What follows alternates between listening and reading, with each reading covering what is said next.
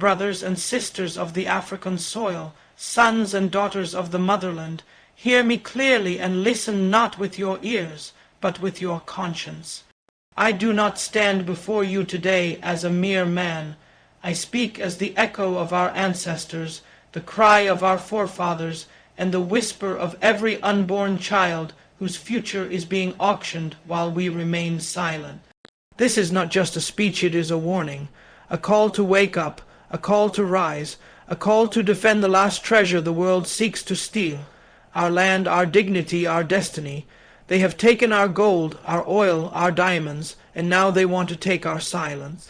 But I say no, not in this generation, not while we still breathe, not while the spirit of Africa still burns in our veins. If you have ever felt the pain of poverty in a land full of riches, if you have ever seen your people beg while standing on wealth, if you have watched leaders shake hands with thieves while the masses die in dust, then this message is for you. Stay with me, because this is not a moment for entertainment, this is a moment for truth. The kind of truth that makes the powerful tremble and the oppressed rise. Today I ask you to listen, not for me, but for every African child who has been sold before they could speak, for every farmer who tills the land but never owns its harvest, for every youth who drowns in the sea trying to escape a continent that was already his inheritance. This speech is not poetry, it is protest, it is fire wrapped in words, it is war waged with wisdom. They have always told us that Africa is poor. They show us images of hungry children, of broken homes, of chaos and suffering. But they never show us the mountains of gold buried under our feet. They never show us the diamonds that glitter in our rivers, the oil that flows beneath our land, or the fertile soil that feeds the world. They call us poor so they can justify taking what is ours. They paint us as helpless so they can steal without guilt. But today we strip away that lie. Africa is not poor. Africa is being looted. And the worst tragedy is that much of that looting is signed into law by the very hands that were elected to protect us. When Ibrahim Traoré declared that the era of plunder was over, he was not asking for sympathy. He was demanding justice. He was not negotiating with thieves. He was exposing them. He understood what too many have forgotten, that development cannot be built on dependency, that no nation can rise when its riches flow out faster than its people can stand up. Our minds are bleeding while our schools crumble. Our forests are being cleared while our children sleep hungry. The very hands that extract our resources do not build our roads, do not power our homes, do not heal our hospitals. They come to take, not to give, and when we demand fairness, they call us radicals. When we protect what is ours, they label us dangerous. But let the world hear it today. Africa's wealth belongs to Africans. It is not development when foreign companies take our minerals for a fraction of their value and sell them back to us at prices we cannot afford. It is not partnership when they extract billions from our soil and offer us scholarships for a few. That is not charity, it is insult. That is not investment, it is economic warfare. They say they are helping us grow, but what they are growing is their own profit, their own power, their own future, built on the ashes of ours. And the most painful betrayal is that some among us still call this progress. They have convinced too many of our leaders that success is found in contracts signed in Paris, in conferences hosted in London, in loans approved in Washington. But no loan can buy back dignity, no handshake can replace sovereignty, no foreign aid can substitute for self-reliance, and yet we are made to feel grateful for crumbs while we sit on banquets. We are told to smile while our lands are auctioned off. We are trained to bow while our people bleed, but this generation is no longer blind. We have read the contracts, we have seen the offshore accounts, we have traced the money trails. And we know that the theft is not accidental. It is organized, it is systematic, and it is protected by those who fear an Africa that stands on its own. They call it investment, but it is invasion. They build embassies larger than hospitals. They finance media to tell our people that we are progressing. But where is the progress when the gold they mine does not pave our roads? Where is the progress when our oil fuels foreign cities while our mothers still cook with wood? Where is the progress when our youth drown in the Mediterranean because the land that raised them has been stripped of opportunity? We do not need more foreign investors. We need African ownership. We need to own our land, our labor, and our laws. And we need to protect them like we would protect our children, because that is what they are. The future of Africa is not something to be negotiated. It is something to be defended. The time has come to say no. No to contracts written in secret. No to agreements that benefit the powerful and burden the poor. No to leaders who sell tomorrow for comfort today. We must rise with the knowledge that Africa's wealth is enough for Africans to live with dignity.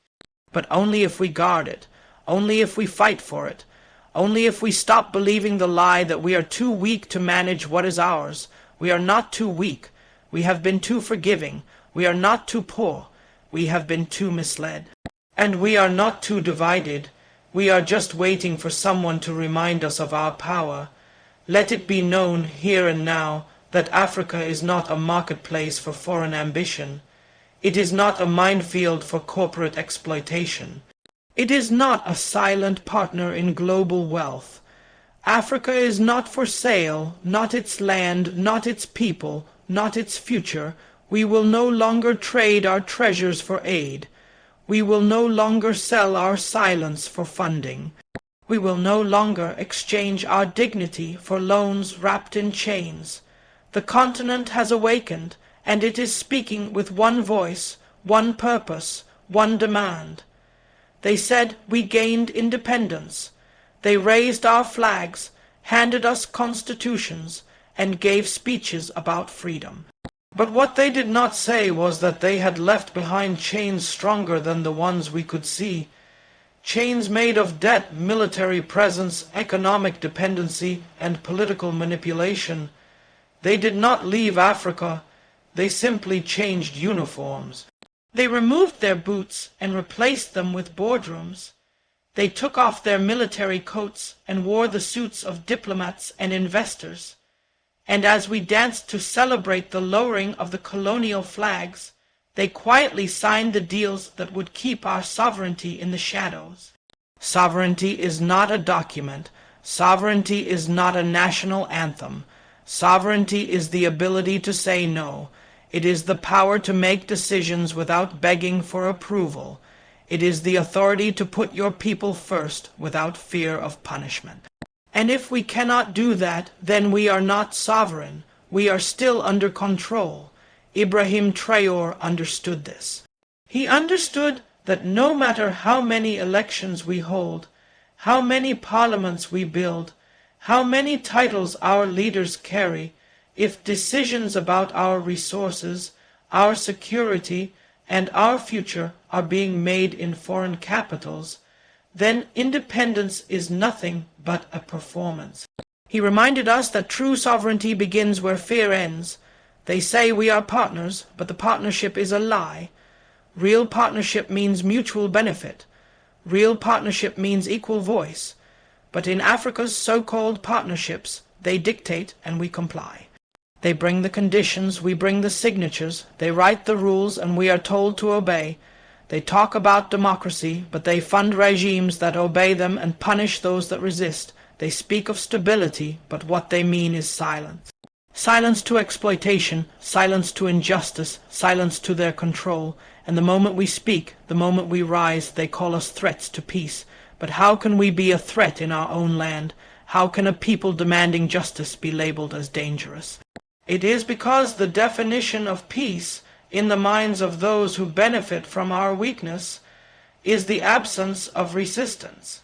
As long as we stay quiet, as long as we continue to sell our gold at their prices, as long as we host their military bases without question, as long as we borrow from their banks and pay with our future, we are called peaceful. But the moment we stand, the moment we say no more, The alarms of the global system go off, not because we are violent, but because we are finally awake. Ibrahim Traore refused to accept this illusion of sovereignty. He did not just speak of freedom, he acted on it. He questioned foreign troops on African soil. He questioned the deals that extract wealth while deepening poverty. He questioned why nations rich in resources still depend on aid to build schools. And for that, they feared him, not because of his weapons, but because of his clarity, because a leader who cannot be bought is more dangerous than an army. A leader who chooses people over profit is a threat to every empire built on exploitation. When a nation dares to assert true sovereignty, the world begins to move against it. Sanctions arrive disguised as diplomacy. Media campaigns paint the leader as a dictator. International agencies begin to warn of instability. And suddenly everyone is concerned about human rights, not when people are starving, not when children are dying in mines, not when forests are being cleared and rivers poisoned for foreign gain, but only when the people demand ownership. That is when they claim to care, but Traore stood firm. He showed that sovereignty is not given, it is taken, it is earned through sacrifice, it is maintained through courage, and it must be defended by a people who understand its value. Because if we continue to allow others to write our destiny, then we have no destiny. If we let foreign interests define our policies, then we have no vision. And if we trade sovereignty for short-term comfort, then we have sold the future of our children for the applause of strangers. This continent cannot rise if it remains in chains, and these chains will not be broken by speeches alone. They will be broken by bold decisions, by leaders who are not afraid to offend the powerful, by citizens who are ready to demand more than survival. Sovereignty must be our starting point, not a distant dream, but a living demand. Africa is not a playground for the powerful. It is not a reserve for foreign armies or a lab for foreign experiment. It is not a land for sale, it is a land of proud nations, of ancient dignity, of a future that must be claimed, not borrowed, and the time to claim it is not tomorrow. The time is now. They say the youth are the leaders of tomorrow, but what they really mean is the youth must wait. Wait while the old games continue. Wait while the same hands loot the continent. Wait while the same failed promises are repeated in new words. But how much longer must the youth wait? How many more years must pass before Africa realizes that her greatest strength is not buried in the ground, but walking in her streets? How many more opportunities must be lost before we understand that the future is not tomorrow? It is now, and it stands in the form of our youth. Ibrahim Traore understood this with clarity. He did not look at the youth as a problem to be controlled, but as the solution to be empowered. He saw in their energy a force that could move mountains. He saw in their frustration a fire that, if guided, could rebuild nations. He did not patronize them with speeches. He challenged them with responsibility. He did not silence them. He called them to rise, to think, to build, to protect.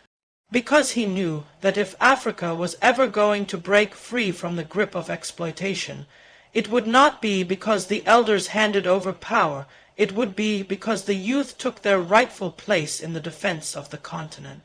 The youth are not the side story of Africa. They are the heartbeat. They are the majority. They are the digital generation, the innovators, the farmers, the dreamers, the ones who understand both the pain of the past and the promise of the future. But what have we given them? We have given them unemployment, failed education systems, corrupt institutions, and leaders who treat them as threats instead of as treasures. And yet they remain, still pushing, still organizing, still believing that Africa can be more than what it has become. When Traore stood before the youth, he did not speak to them as someone above them. He spoke with the authority of one who had lived what they live. He reminded them that no one will defend Africa if they do not, that no one will protect our lands, our cultures, our wealth, if the youth are not prepared to rise, not in violence but in vision, not with chaos but with clarity. Not to destroy, but to defend what is sacred, and that includes our dignity, that includes our right to determine our future. This is why the youth must not be passive spectators in the story of Africa. They must be authors. The pens are in their hands now. The stories of past generations were written in pain, in silence, in fear. But the youth have the power to write a new chapter, one in which sovereignty is not a slogan, but a structure. One in which wealth is not a number in a foreign bank account, but a foundation for the people. One in which leadership is not for sale, and freedom is not negotiable. This chapter will not be written by those who sit back and wait. It will be written by those who stand up and work, and let us be clear, the youth will not be handed power. No system built on control will voluntarily give way to justice. That is why the youth must prepare, not only with slogans, but with skill. Not only with passion, but with purpose. Let them study leadership not for position, but for service. Let them master economics not to mimic Western systems, but to create African models that feed our people. Let them reclaim our history, not just to remember the pain, but to restore the pride. Let them organize in unity, because disunity is the weapon used against us. Let them stop waiting for permission to lead. Let them lead. This is not a call to impatience. It is a call to preparation, because the battlefield has changed.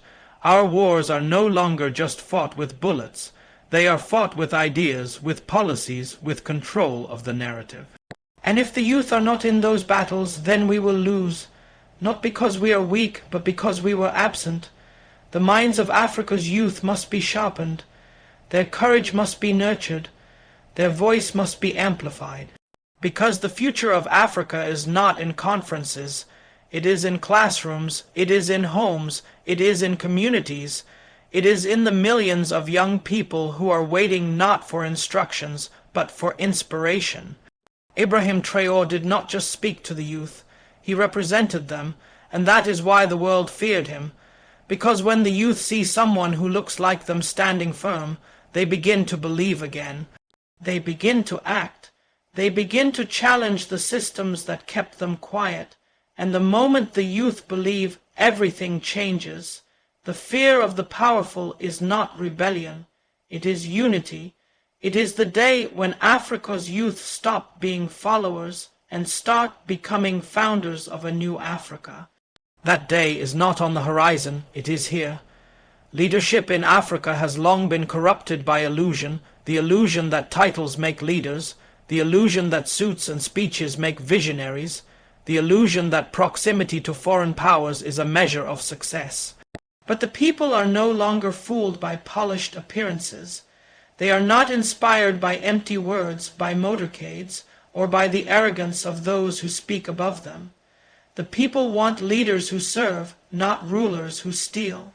They want examples, not excuses. They want justice, not justification. And that kind of leadership cannot be bought, borrowed, or imposed. It must be lived. Ibrahim Traoré reminded us that leadership is not about position. It is not about comfort. It is not about living behind walls while your people sleep under the open sky. True leadership is sacrifice. It is the burden of walking with your people, not above them. It is about being the first to rise when there is danger, the last to eat when there is hunger, and the one who speaks the truth even when silence would be safer. He did not hide behind protocol. He walked in dusty streets, faced difficult questions, and made decisions that did not favor the powerful but protected the powerless. He showed us that principle is not a weakness in politics. It is the only strength that outlives applause. When a leader governs by principle, he does not shift with the wind. He is not moved by the headlines, nor is he controlled by international pressure. He is guided by the people's pain, the people's hope, and the people's trust. Traore made it clear that leadership is not a transaction, it is a trust, and once that trust is broken, it is not easy to rebuild. Too many African leaders have sold that trust for short-term gain. They've traded principle for position, betrayed the people for power, and sacrificed generations for the comfort of the few. And then they wonder why the streets are angry, why the youth have lost hope, and why foreign actors dictate national decisions. But when a leader rises who puts the people first and refuses to be part of the cycle of betrayal, the people recognize it instantly, because truth always reveals itself, even in the darkest night. What separated Traore from others was not his uniform, not his age, not even his rise to power. It was the clarity of his purpose. He did not govern to be admired. He governed to restore dignity. He did not lead to control. He led to correct. In every word he spoke, there was no confusion about who he served. He served the people, not investors, not ambassadors, not elites. He understood that leading a nation is not about enriching a few, but about empowering the many. And to do that, one must be willing to reject what the world offers in exchange for silence. That is the price of principle. It comes with isolation, with attacks, with the threat of removal. The world does not reward African leaders who act on behalf of their people. It punishes them. It calls them dangerous. It questions their legitimacy. It surrounds them with pressure. But a leader who is rooted in truth cannot be uprooted by propaganda. A leader who is loved by his people cannot be discredited by foreign opinion. And a leader who governs with purpose cannot be defeated by systems that thrive on puppets. The global order is not built to tolerate principled African leadership, but that is exactly why it must be challenged. Leadership that is for sale cannot defend a nation. It cannot inspire youth. It cannot confront exploitation, because it is fragile, it is built on compromise and cowardice. But leadership rooted in principle is different. It is bold, it is firm, it is unshaken even when the ground trembles. That is what we must demand now, not leaders who speak well, but who act right. Not those who build monuments to themselves, but those who build futures for the people. Not those who chase handshakes abroad, but those who hold hands with their people at home.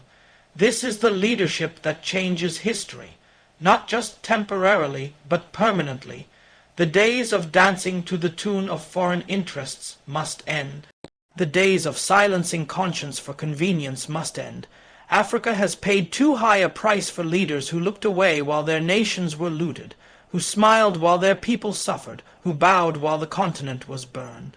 The next chapter of our story must be written by leaders who fear no man but fear failing their people, who do not compromise with injustice, who do not make deals with oppression, who stand where others fall and walk where others retreat. Let every young African watching know this. Leadership is not an invitation to be served. It is a responsibility to serve. Do not wait for permission. Do not wait for applause. Be rooted in truth, anchored in justice, and fearless in action. Because when you lead with principle, you do not just lead a nation. You awaken a people.